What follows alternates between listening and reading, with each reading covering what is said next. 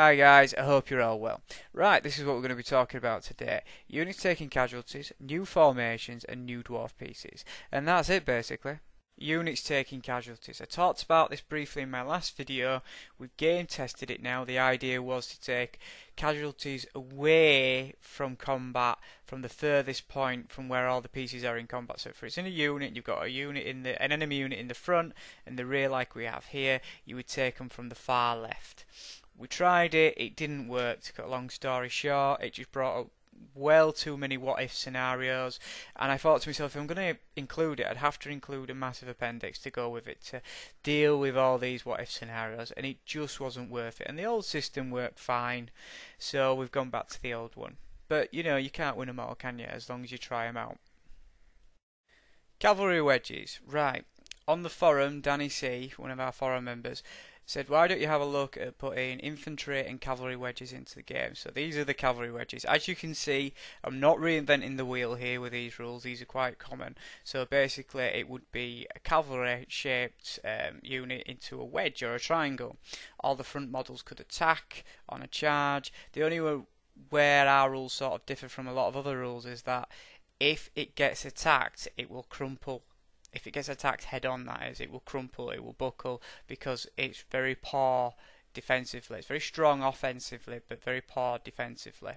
Here it is, you can just see it in action here. It got its arse kicked there, by the way, but never mind.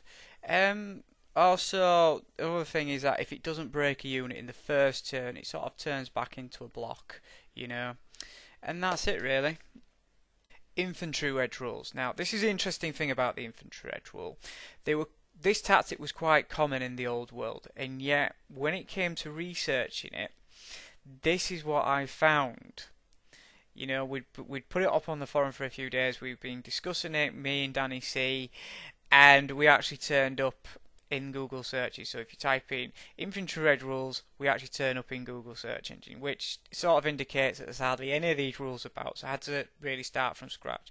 I went to YouTube, Wikipedia, and some other historical sites, and this is generally what I came up with. As you can see, it's like a cavalry wedge. So all the front models marked out in like the orangey pink can attack.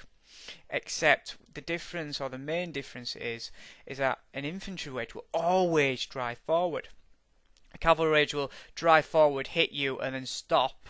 But an infantry wedge will always keep driving forward because it wants to split up the unit.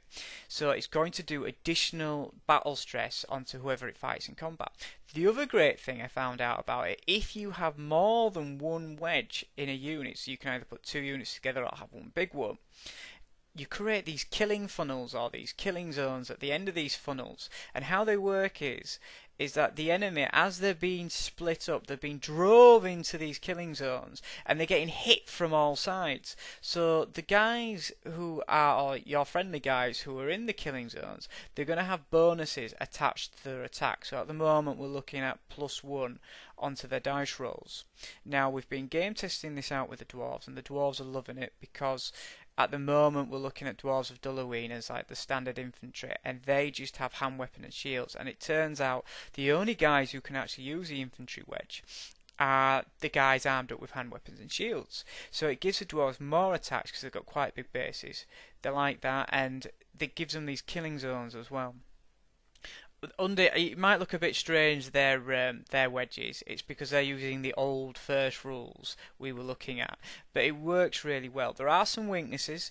Because it's got to go forward all the time, it can only turn 45 degrees left or 45 degrees right, and because it's such a tightly packed unit, and because they've got to work in this certain way, if you hit them on the sides or the rear, instead of it doing a certain amount of battle stress, it's going to do even more battle stress.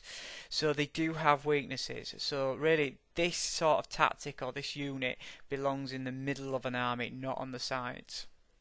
Bombers of Yex. In game testing, I've opened up some of the new dwarf pieces, and one of them is the Bombers of Yex.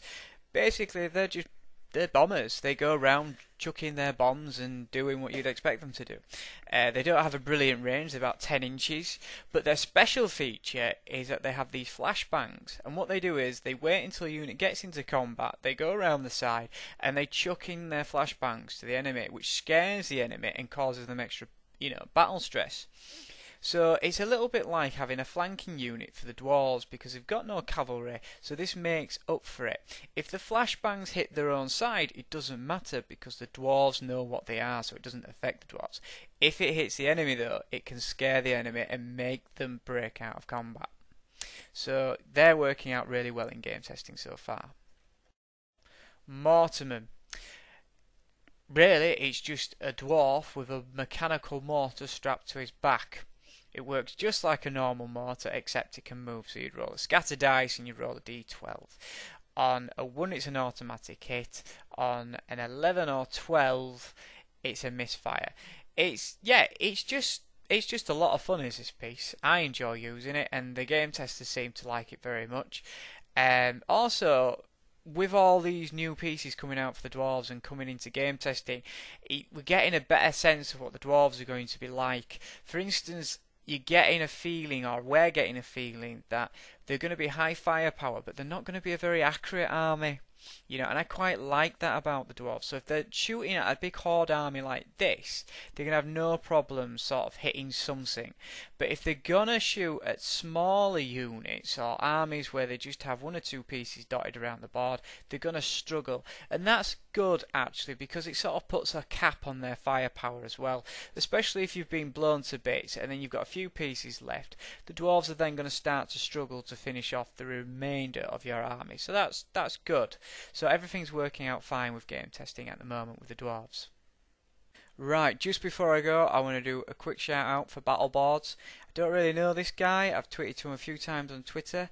I've checked out his channel. I'm really impressed with it. His videos are absolutely top notch, and the content of his videos, i.e. his wargaming boards and terrain, just looks absolutely stonking. So please go and check it out. I'll leave a link underneath.